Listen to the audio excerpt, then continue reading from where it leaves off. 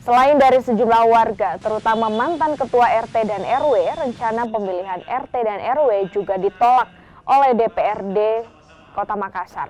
Menurut mereka, rencana pemerintah Kota Makassar menggelar pemilihan RT dan RW dengan sistem e-voting dapat menimbulkan kecurangan. Wali Kota Makassar, Muhammad Ramdan Pemanto, akhirnya membatalkan rencana pemilihan RT RW yang rencananya akan digelar pada akhir November 2022. Pemilihan RT RW pun ditunda hingga tahun 2024. Komitmen saya, pemilu RT RW Raya ini atau Pilkara ini harus dilaksanakan tahun ini.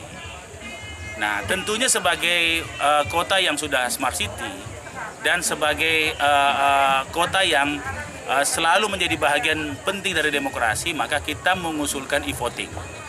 E-voting ini adalah suatu sistem yang tidak bisa diintervensi oleh siapapun. Sebuah sistem yang sangat fair. Nah, akan tetapi saya melihat orang melihat dalam kacamata yang berbeda, sehingga ada terjadi perselisihan pendapat soal itu. Nah, karena ini ribut daripada tujuannya tidak tercapai, ya justru keributan nanti lebih bagus kita tunda.